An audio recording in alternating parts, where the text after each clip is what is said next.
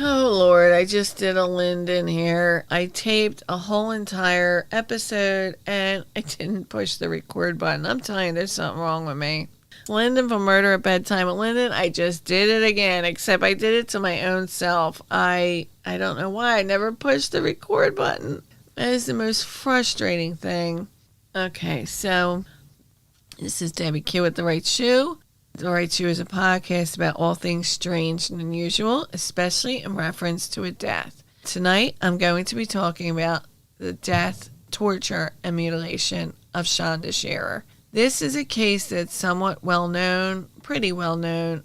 It's a case that's well known because it's not to be believed. I mean, what happened to this poor girl? She was only 12 years old, and she was murdered by 4 girls. Let me name the names first of the 4 girls that were there the night that she was murdered. Melinda Loveless, Toni Lawrence, Marie Lori Tackett, otherwise known as Lori Tackett, and Hope Rippey. They were there the night that Shanda was murdered. They were pretty much led by Melinda Loveless. Actually, Lori Tackett. She, the girls that were in the back were Hope Rippey and Toni Lawrence. They were definite followers in this situation. Now, before I get to the murder, I just want to talk about a few things. One of the things that cracks me up is I've been doing TikToks, and I realized, now I have to give a shout out, Grizzly Books, Gazelle K. She has a new channel on YouTube. And it's been out a couple months, but she just started these lives where she interviews people. She does these great interviews, and she just did a 12-hour live last Friday, which was outstanding. It was a true testament to her stamina. Now, I wanted to get on the programs that she has to set up the lives too, but just doing these 3-minute TikToks, I realized how terrified I am in front of the actual camera when I realize the edit button is not going to help me, because you do not realize how much I edit my material. I have written down all that, I'll go through a lot of material and have a lot of material written down,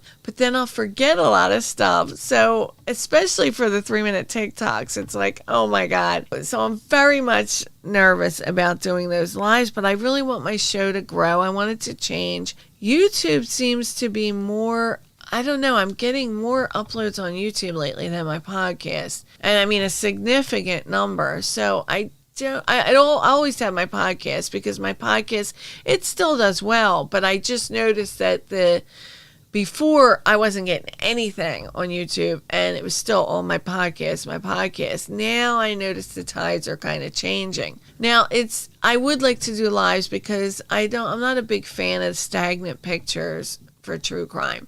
That's a whole other thing in itself. I just want to go forward and give shout outs to all the great material of podcasts out there, such as Dead On Podcast with Alicia.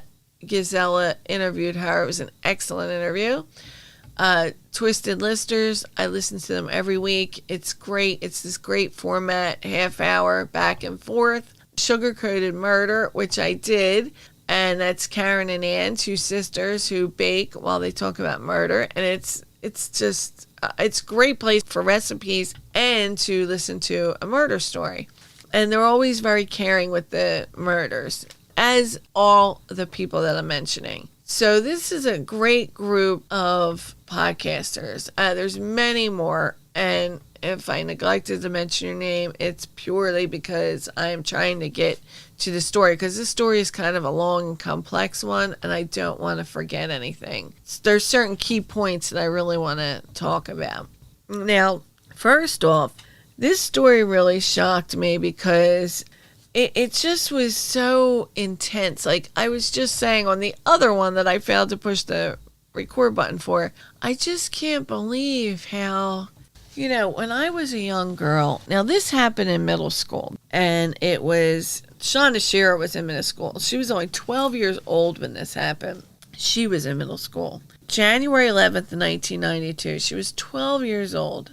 Now, I am definitely going to be showing my age here, but what do I care at this point?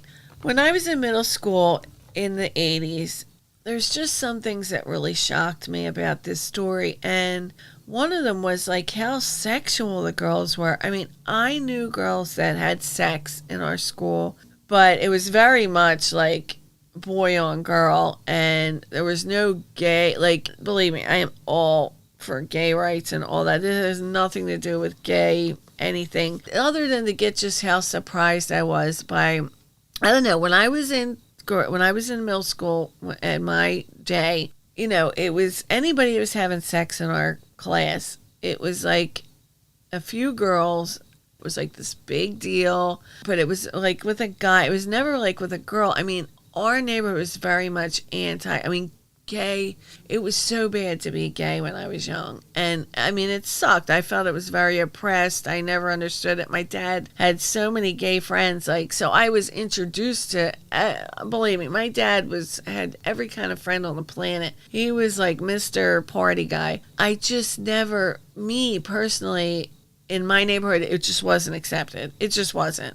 I'm glad things have changed. I'm just saying that a lot of the things that these girls are going through has to do with being gay and like girl on girl crushes. And I was just like, wow. In my day, you couldn't even say that. You would have been labeled a freak. And I just was surprised. Not only that, but the way they talk, like they're full-on adults. Now, you know that has to come from wherever you're living. Unless you're friends with people because otherwise, where are you going to know all that stuff? And it makes sense because a person whose name's going to come up heavily in this is Larry Loveless, who is Melinda Loveless's dad. He was a total scumbag. Larry Loveless really did no justice. I mean, he beat his wife. I'm trying to get this into a cohesive manner, so I guess I should start with... Okay, my train of thought was that when I was in middle school, my girlfriends and me, we would just have fun at home. We loved Duran Duran. So when they would sleep over, we would just do this weird thing. Like they always slept over at my house, and we would do this, name 5 things that you want to eat. Because we always had a lot of food in my refrigerator. So it was 5 things are serious, 5 things are not serious. And we would always like pizza rolls or pudding pops and stuff that was big back in that day. And then we would write for non-serious, it'd be like John Taylor's dick from Duran Duran. That was big. We would always write somebody's dick for something to eat, not serious.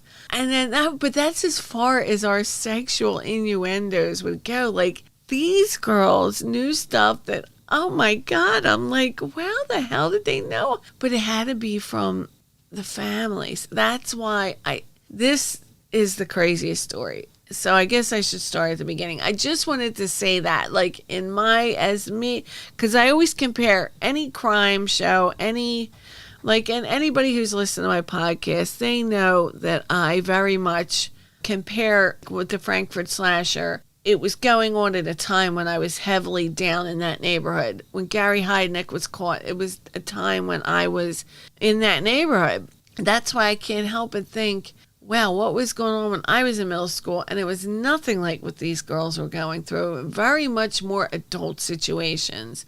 And I'll tell you what, I'm glad that I was a kid for as long as I was, because I had a blast, and I feel sorry for these girls. But for Shanda Scherer, I just don't know how my heart breaks for her family, her mother, everybody. And this is how it started. I can only go through, I have to really break this down because it is intense. The murder of Shanda Scherer. Now, Shanda Scherer was born in Pineville, Kentucky. She would be murdered in Madison, Indiana. She was born June 6, 1979. She would be murdered January 11, 1992. Now, Kentucky and Indiana, where Pineville, Kentucky to Madison, Indiana, where she would be murdered, they're about 400 miles apart. Now, I know her parents had separated, and where these girls would come to get her that night of the murder was at her father's house. But I'm not sure I guess they all lived in Indiana at this point, but she was born in Kentucky. She was born to Jacqueline and Stephen Scherer. Jacqueline would later be known as Jacqueline Vaught. They divorced, and her mother remarried and they moved to Louisville, Kentucky. So she attended 5th and 6th grades, and she was on there, and she was like a cheerleader. She was a very well-rounded young lady. Then her mother divorced again, and the family moved to Indiana, where she enrolled in Hazlewood Middle School. This is where all this action would start.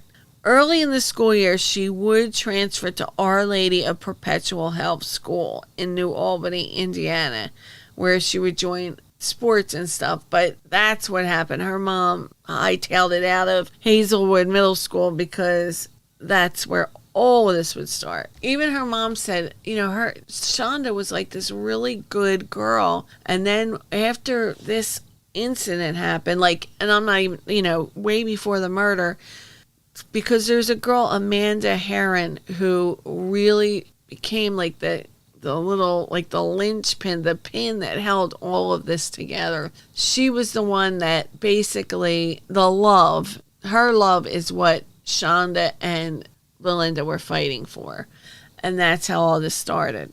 I guess I'll go through each girl and then talk about how it went down. All right, let me just talk about each girl first. Now, Melinda Loveless, she was truly the reason this all started, because she hated Shanda Sharer because a girl named Amanda, who I don't think was entirely innocent in all of this. Amanda Heavrin. Amanda Heavrin, she was not entirely innocent in all this, but she was not there the night of the murders.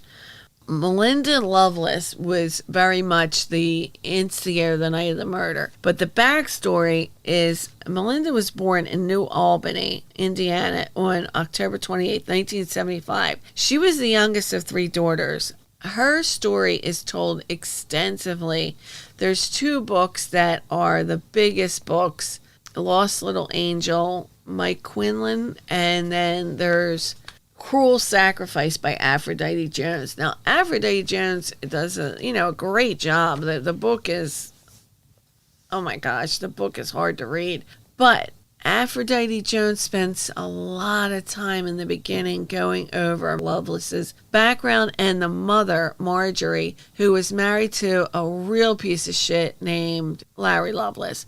Larry Loveless comes off as just terrible. I mean, he is a real scumbag. He would not only beat the shit out of Marjorie on a daily basis, but he was nuts. He wouldn't just beat her up, but he would also allegedly, because the Aphrodite Jones, now I read somewhere, I'm not sure how true this is, that Marjorie Loveless was trying to, I guess she had been interviewed by Aphrodite Jones, and she was trying so hard to make excuses for Melinda that she could have exaggerated some of what happened. I don't know.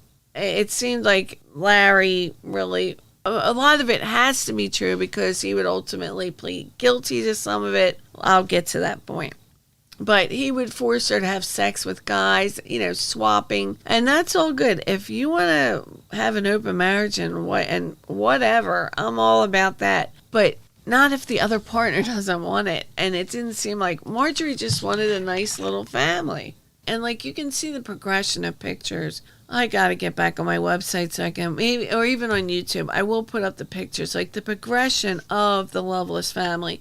In the 70s, they just look so like a happy little family. By the 80s, Larry looks like a complete total scumbag. I mean, this one picture of him, it's out and out disgusting.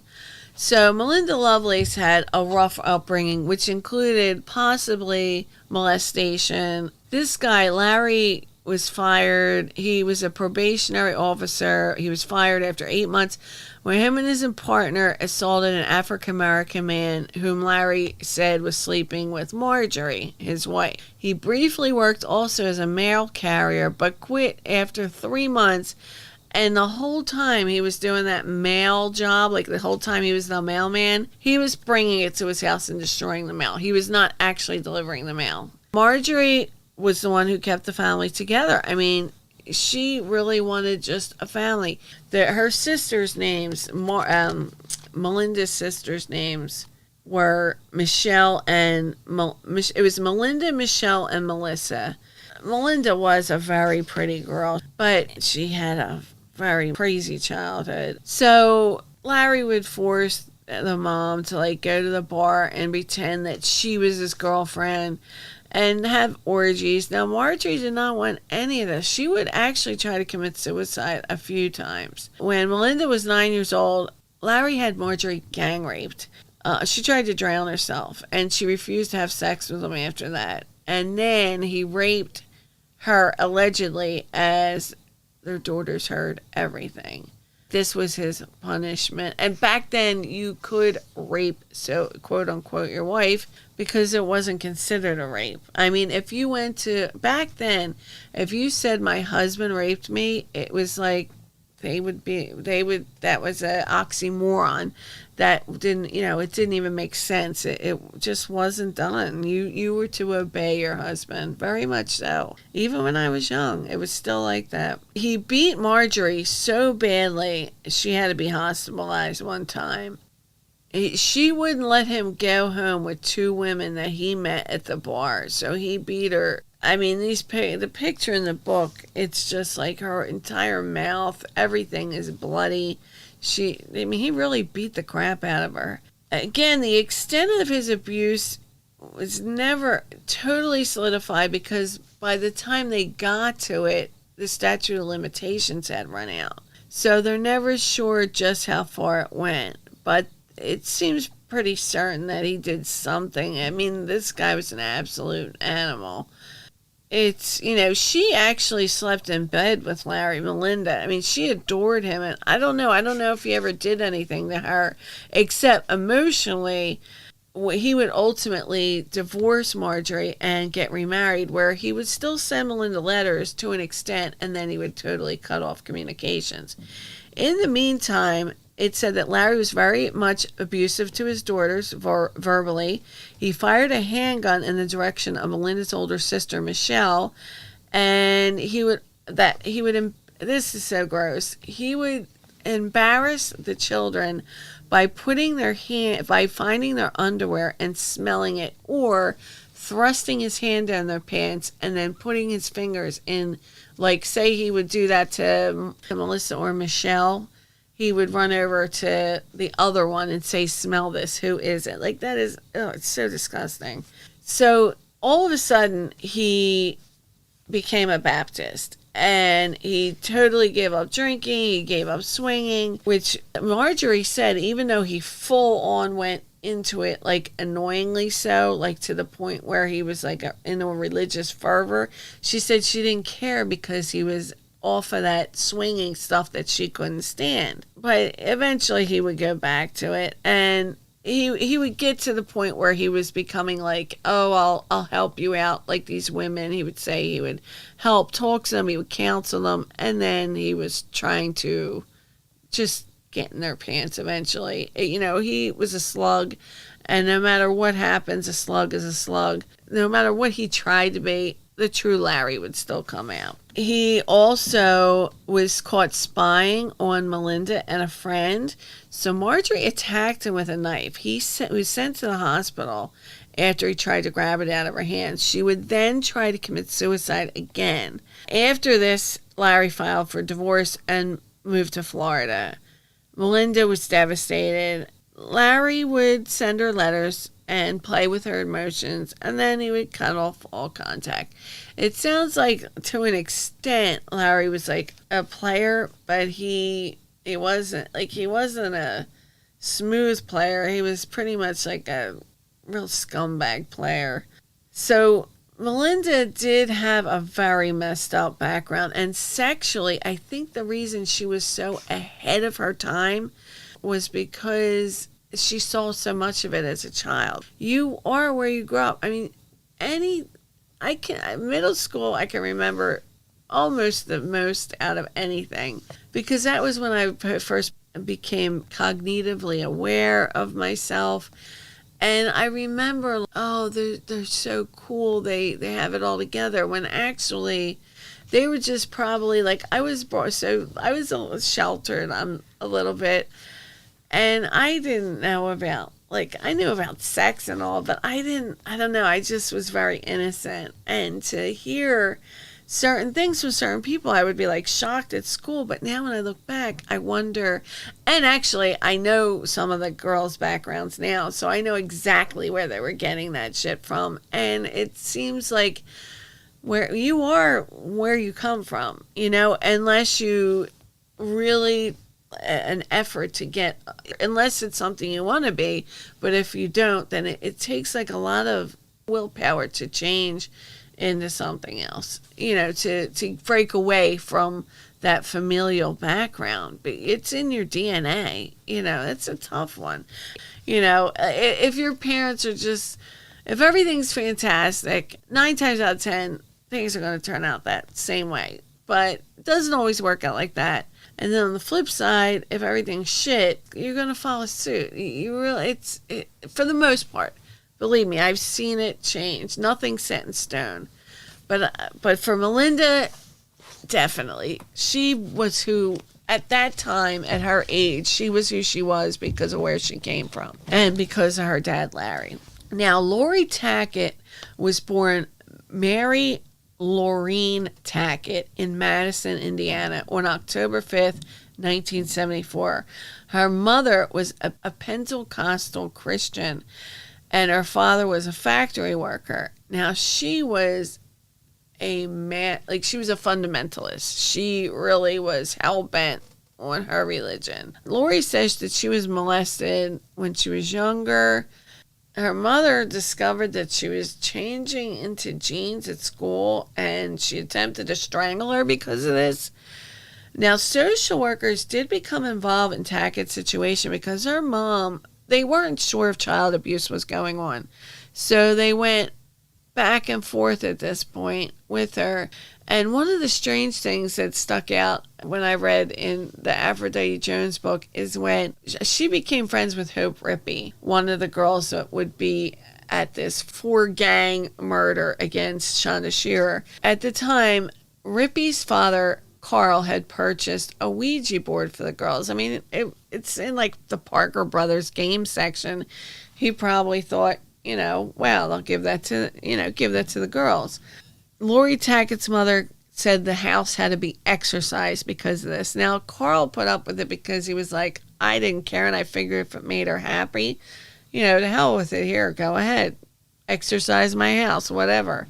But it was, it's a shame because Tackett's past this, while Larry Loveless was a scumbag and an abuser sexually, violently. Like, he was a sexual and he was a predator, but also he was very physically violent. With Lori Tackett's mother, it seemed like she used a religion to almost torture Lori, to the point where Lori went the other way.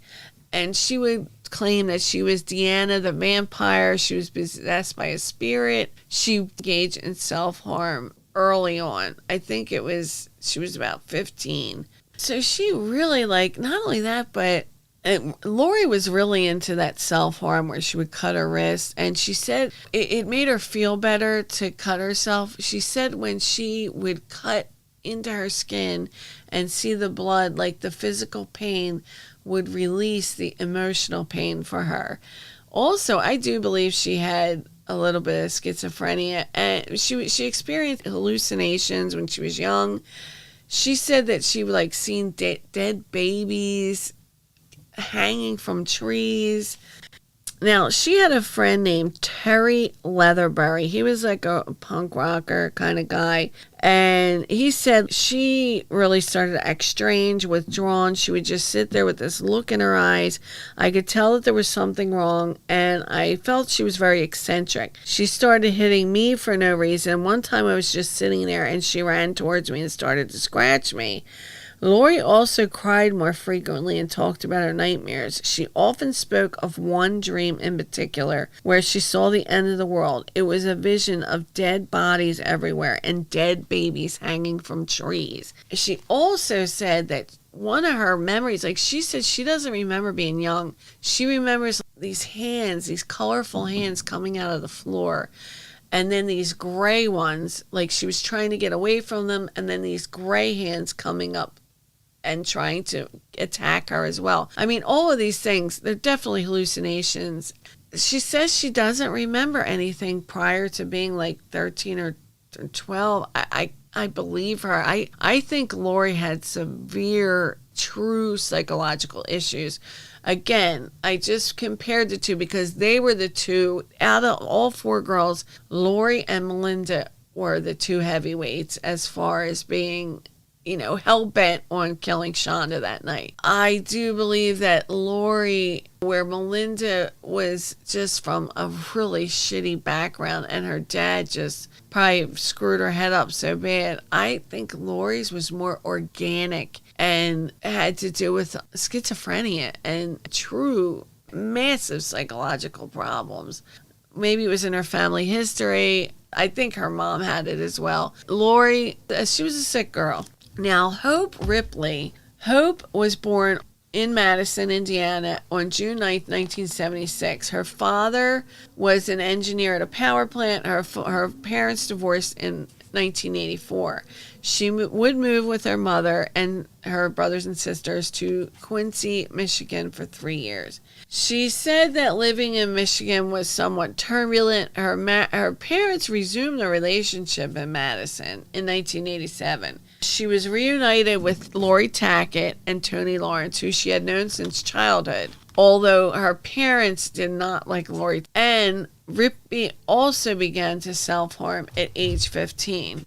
I would be terrified. I don't like pain. I know people that do it, though, and there's a lot of people. There's one person I'm thinking in particular. He's been in jail a lot. He says the sight of blood just thrills him. It makes him feel better. I don't know. He doesn't do it to any extent where he's ever been hospitalized for it, but he just says it helps him. I don't know. Some people, that's how they deal with emotional stress. Just want to make sure I get all of the... Yeah, this is a rough one, man. This is very unbelievable what they do to this freaking poor girl. Okay, now Tony Lawrence was born in Madison as well, Madison, Indiana, on February 14th, Valentine's Day, 1976. She was close friends with Hope Ripley during childhood.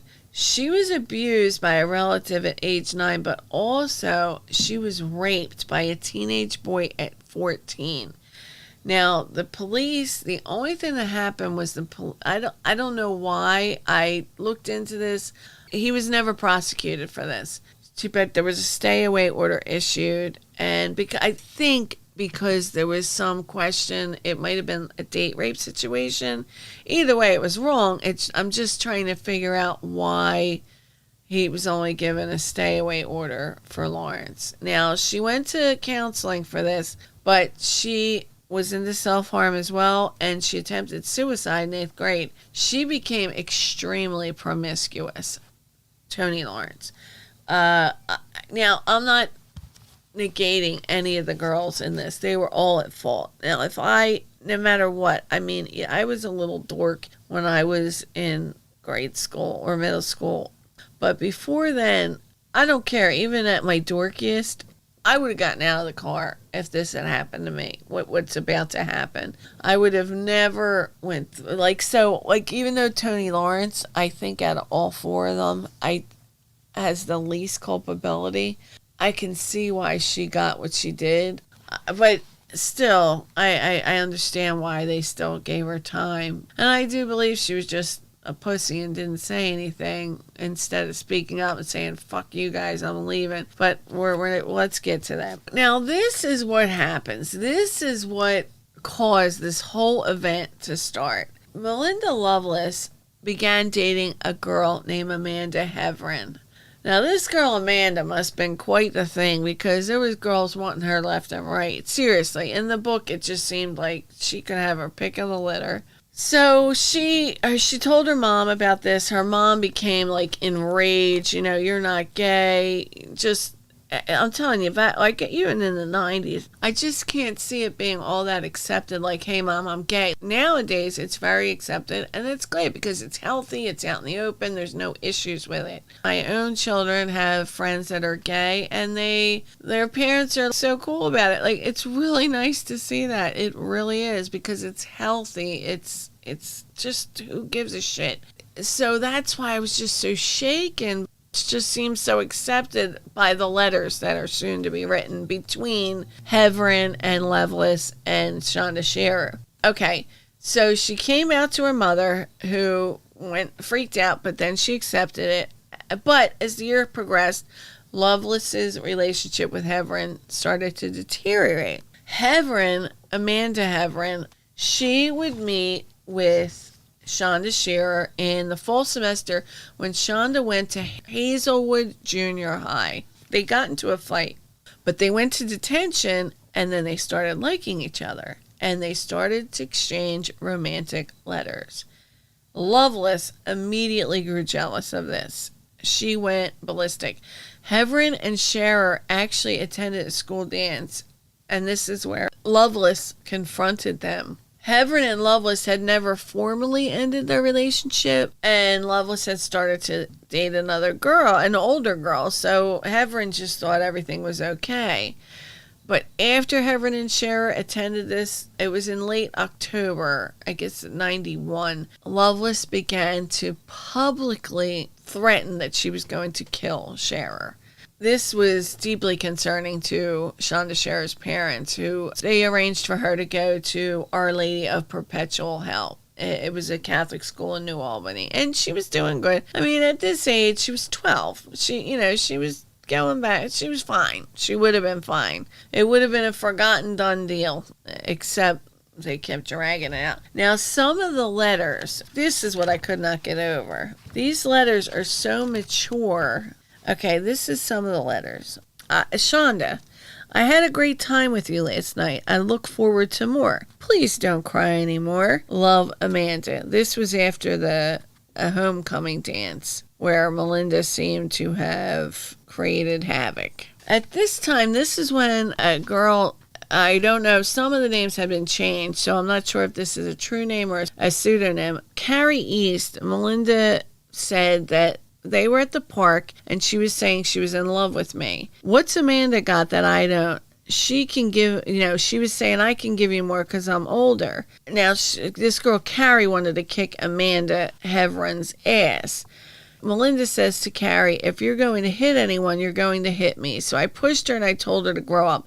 It got so involved. Amanda Heavrin had skipped school because she was supposed to go to this dance. Now, the father of Amanda found out that she had skipped school, and he was alarmed because Amanda didn't. Amanda was apparently a good girl, despite being, such a catalyst for all this romance. He was snooping around her room. He found a lot of letters from Melinda to Amanda, and he said, I just couldn't believe the tone of these letters. They were so sexual. Now, this Carrie East started to go out with Melinda, and she heard that Melinda and Amanda were possibly reuniting.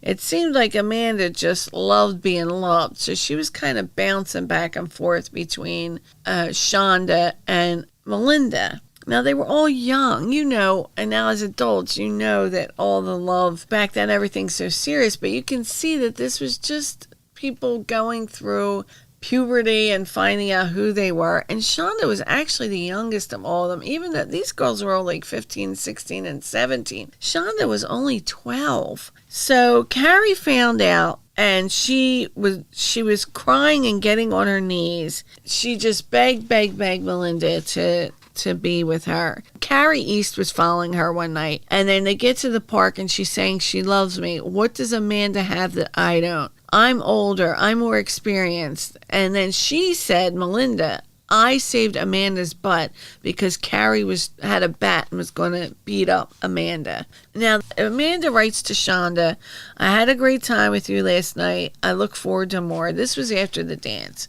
Shanda writes to Amanda, I love last night too. I want more and always. Can I have something to remember you by? I want what we had last night if you want. Will you accept my ring if I give it to you? It didn't take long for the homecoming to get back to Melinda. Her girlfriend was sneaking behind her back, and she was furious. She called her friend Christy in a panic. Guess what? Remember the girl at the dance? Yeah, what about her? Amanda's going out with her. Just leave her alone. She's a kid. I think they went to a haunted house together. Do you have her number? Now, she just started going crazy. I just like to beat her up. I just like to kill her. Now, this is from Melinda, the same person that just stopped Carrie from beating up Amanda.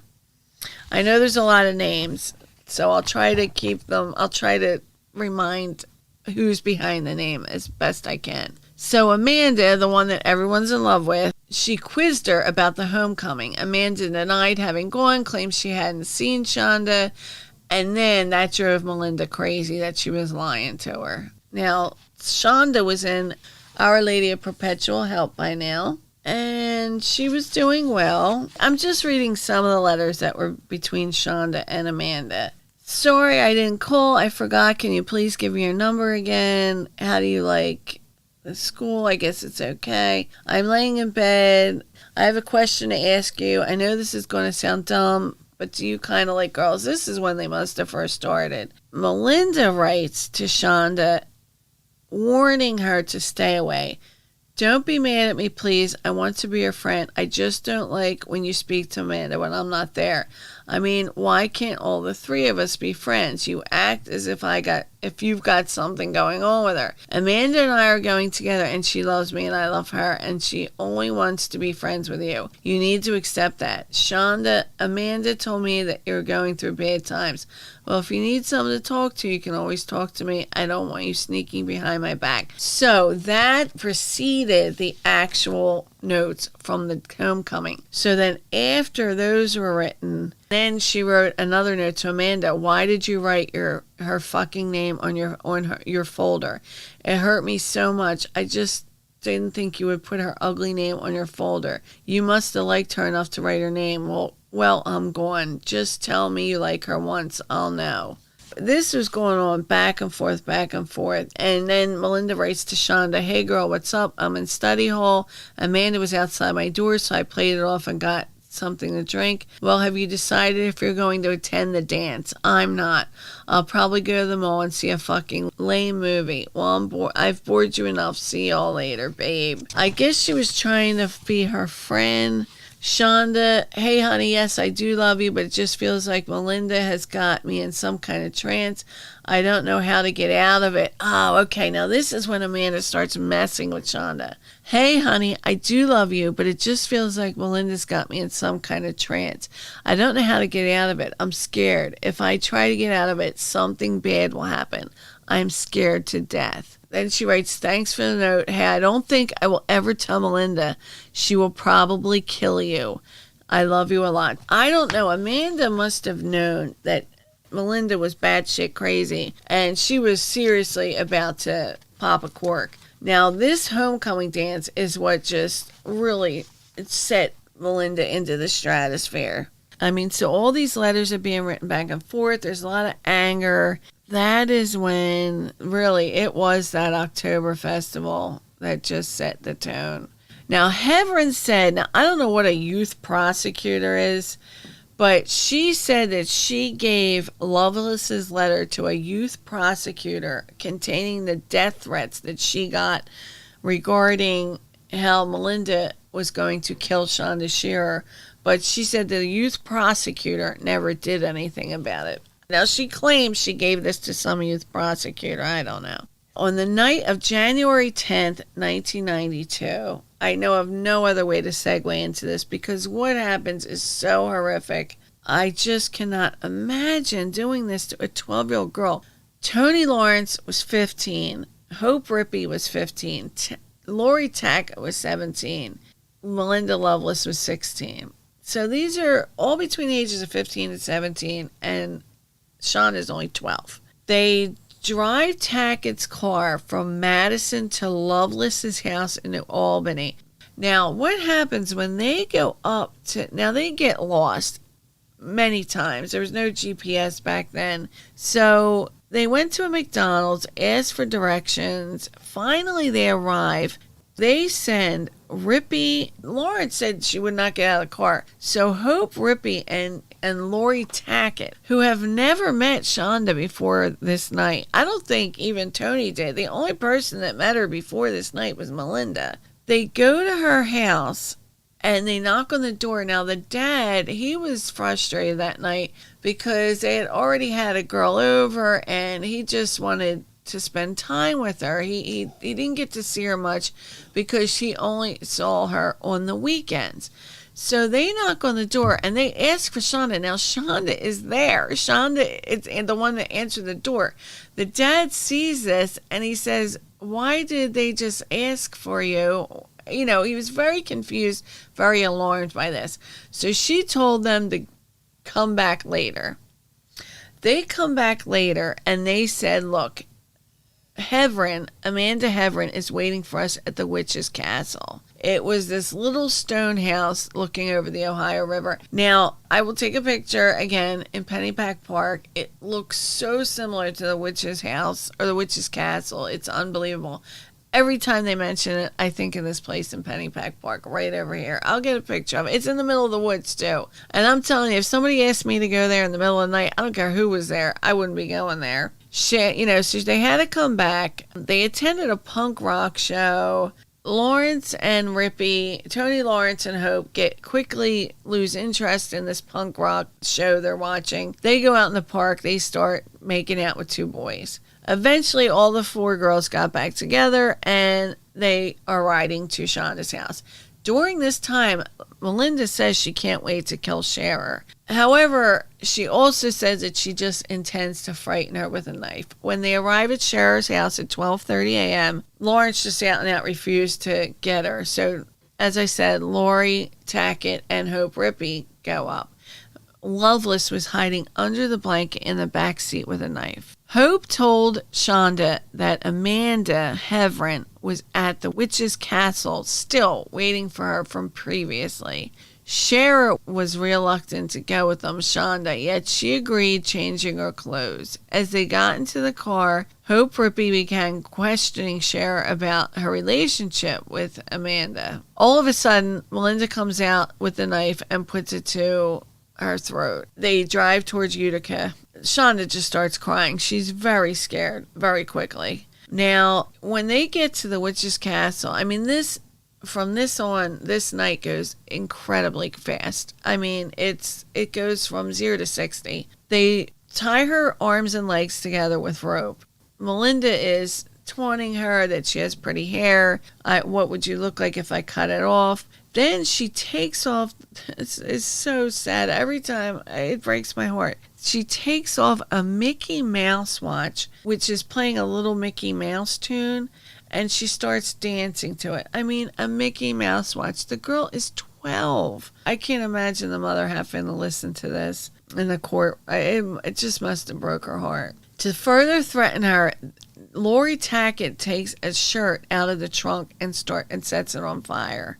During the car ride, Shanda Scherer was begging with them, "Please, just let me go, let me go." Loveless told her, Melinda Loveless said, "Take off your bra," and then she handed it to Hope Rippy, who slid off her own bra and replaced it with Shanda Scherer's.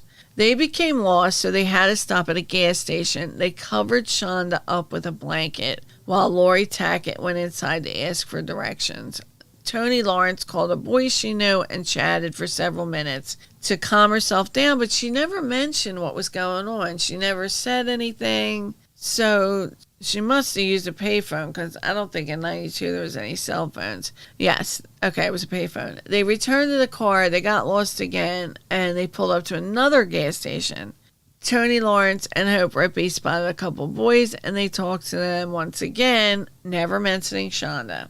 Close your ears now if this is too heavy, because this is where it just gets absolutely freaking terrible. They force Shanda to take off her clothes, and while she's buck naked, Melinda Loveless starts to beat her with her fist. She slams her face into her knee, and this cut Shanda's mouth because she had braces on. She tried to cut her throat with that knife, but it was too dull. Hope came out of the car and held Shanda down, and Lori Tackett took turns stabbing Shanda in the chest. They then strangled Shanda with a rope until she was unconscious. They put her in the trunk, and they told the one that was sitting in the car was Tony Lawrence. They get back in the car and said Shanda is dead. They go back to Lori's house where they drink sodas and clean themselves, because by this point a lot of blood had been in the trunk. Shanda is screaming in the trunk. Tackett comes out with a paring knife and stabs her a few more times. At this point, the only people that go into the car are Lori Tackett and Melinda Loveless. Hope Rippey and Tony Lawrence stay back behind. Shanda is in the back continuing to make gurgling and crying noises until Lori Tackett stopped the car. When she opens the trunk, Shara stands up, covered in blood, unable to speak, and her eyes roll into the back of the head. She beats her in the head with a tire iron, and then when she comes back into the car, she tells Melinda to smell it. It's absolutely disgusting. And I happen to know during this time, I'm not sure exactly when, but during this time she screams for her mommy, which it's very hard for me to think about. It really is. I mean, I don't know how her mother, that poor mother, sitting in the courtroom hearing this, I just don't understand it. So Loveless and Tackett return to Lori's house just as daybreak is coming up, and Hope Rippey asked about Shanda. Lori is laughingly describing the torture. The conversation wakes up Lori Tackett's mother, who yells at them for being out so late. Lori says, we got to take you girls home, to Hope and Tony. She drives to the burn pile where they open the trunk to stare at Shanda. Tony Lawrence out and out refuses, but Hope Rippey sprays Shanda with Windex and says, you're not looking so hot now, are you? The girls drive to a gas station, pump some gasoline into the car, and buy a 2-liter bottle of Pepsi, which Lori pours out and fills with gasoline. They drive north of Madison to a place known to Rippey. Tony Lawrence stayed in the car the whole time. Shanda Shearer was still alive when this happened. She was wrapped in a blanket. They carry her to a field and they set her on fire. Melinda was just not convinced that Shearer was dead, so they poured the rest of the gasoline on her. I mean, they would later claim this got out of control. How in God's creation did this get out of control? I mean, it went from I'm just going to scare her to this. The girls go to McDonald's and they laugh while they're eating a sausage because Lawrence thinks it's absolutely hilarious to wiggle the sausages and say this looks like Shanda Shearer. They drop off Tony Lawrence and Hope Rippey, and she goes to tell Amanda Heavrin. Amanda just didn't believe the story until Lori shows them all the blood in the trunk, and she says, I just want to go home. So she promises she won't tell anybody. The person that tells people it was probably the next night. They go to a bowling alley. They talked about this murder from the time they did it, and they just talked and talked and talked. There was two local guys that heard them talking, and God bless them. They went to the police station and said to the police, we heard these girls talking about a murder, and we think they were serious. We don't think they were kidding. So that was when the police first got word of it, actually. Then ultimately Tony Lawrence would go, and she told her parents, and then her parents brought her to the police station. On the morning of January 11th, 1992, two brothers from Cannon were driving to go hunting when they noticed a body on the side of the road. They would call the police, and the police came. Now, actually, some guy, David Cam, who was a police officer, he was a responding officer to this. He actually had been charged with the murder of his own family. Now, that story is so complex, I can't even get into it. He was acquitted of it, but he was actually charged with the murder of his family. And he was a responding officer to the scene. I just found that a little interesting. They take the forensic evidence. They initially think it's a drug deal gone wrong because there's no way that anybody else could have done it. It's got to be some burly men, That's what I would have thought. They do. Now, a hysterical Tony Lawrence and Hope Rippey go to the Jefferson County Sheriff's Office with their parents. They both give these statements. They're hysterical. They're babbling. They're talking about Shanda. In fact, the one guy didn't even believe they were talking the truth until somehow they got the word got from the guys that came from the bowling alley to what Hope was saying, and then the body came in, and it all went together, and they figured out it actually was the truth. They would eventually all go to court. Now, the mitigating factors in this were that all 4 girls had troubled backgrounds, all claimed physical or sexual abuse.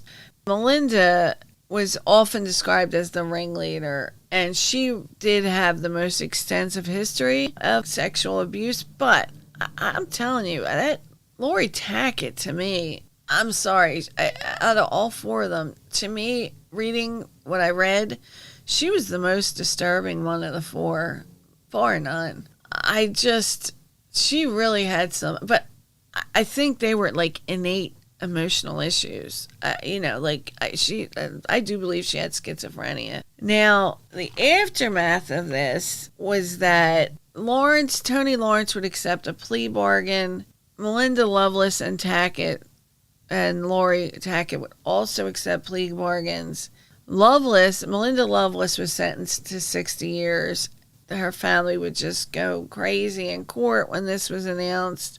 Tony would get the least of the sentence. During court, I know there was one part when Hope Rippey couldn't even look at Shanda's body, and her mother and Jackie fought.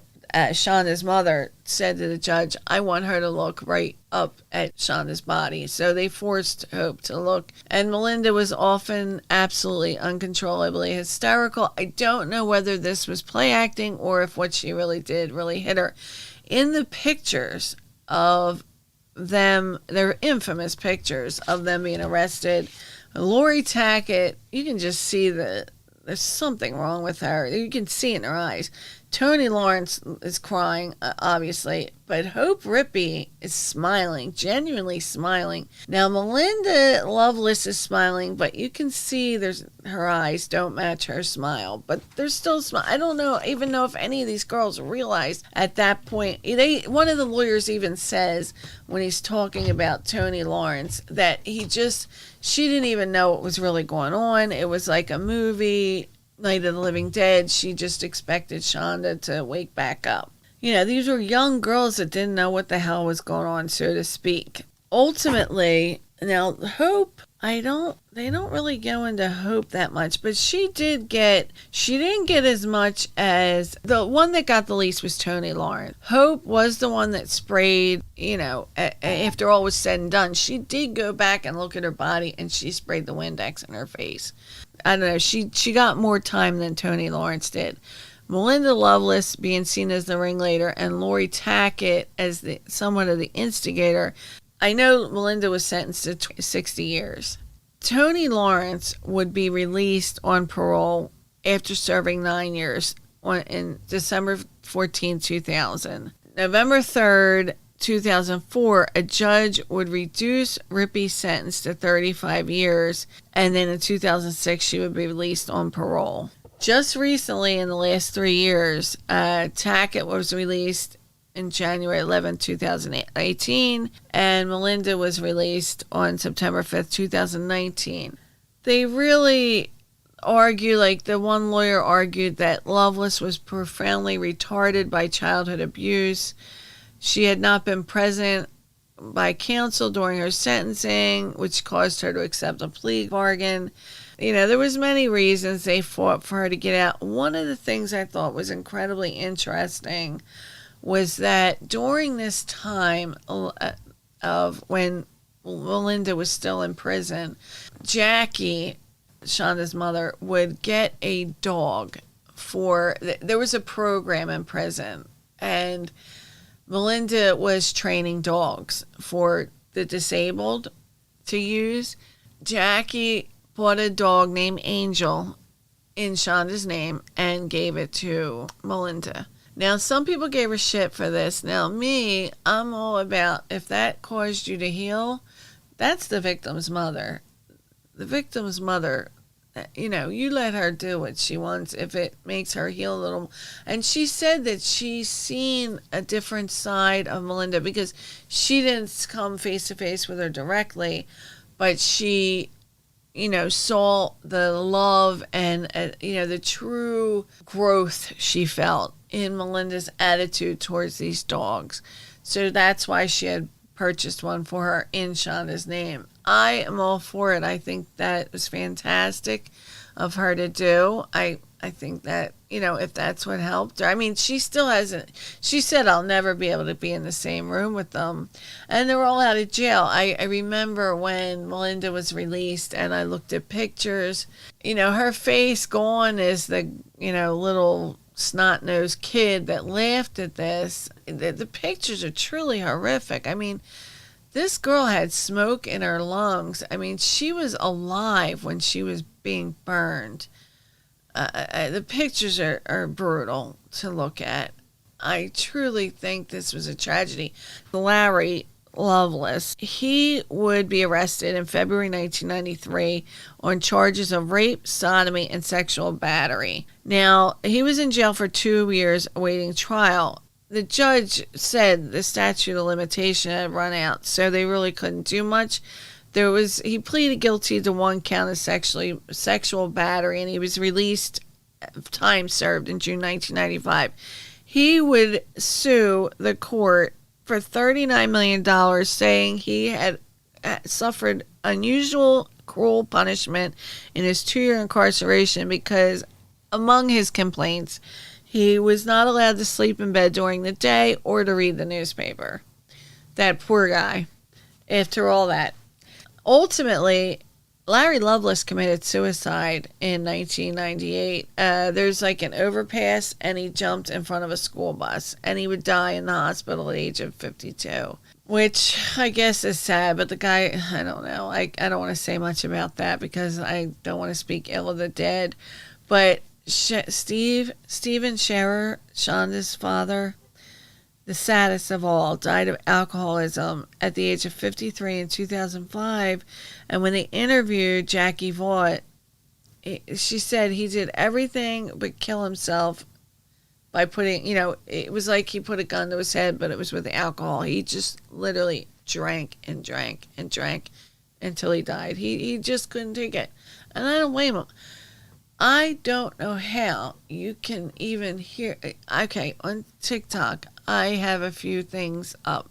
And a murder victim's mother reached out and said that her child was murdered. I read about it. It was absolutely horrific. He was put in, I won't mention any names, he was put in jail with somebody who was a violent criminal, and he wasn't a violent criminal, and there happened to be not enough guards that night, and he was killed. So she just said, nothing hurts worse than when you hear all of this as a parent, the testimonies in court, and to which I thought, and believe me, I often think, I never want to be exploitive in my podcast or in anything I do. I do this for the victim to get their names out there, and because we're all interested in these stories, it has little to do with, I want to hear that for the sake of entertainment sake. It's because I believe that, especially in the true crime community, when we're all listening to it, it's like we all come together for the victim's family or those that are hurting, and we're there for them. And I truly believe that, and I truly mean that. And for anybody who's lost a child to murder or in a violent manner, I cannot imagine what you go through, and it makes me crazy. I mean, it does. It makes me fucking crazy. I just want to kill anybody who hurts a child. It's not fair. It isn't. It's not fair. It's not fair, and it shouldn't happen.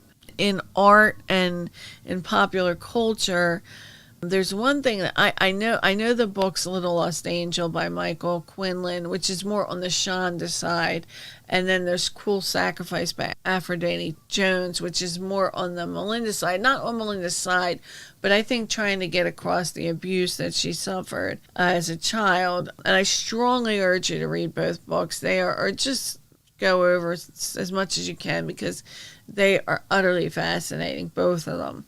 There was also a play by Rob Urbanati called Hazlewood Junior High, which starred Chloe Sevigny. She was in that Boys Don't Cry. I absolutely love her.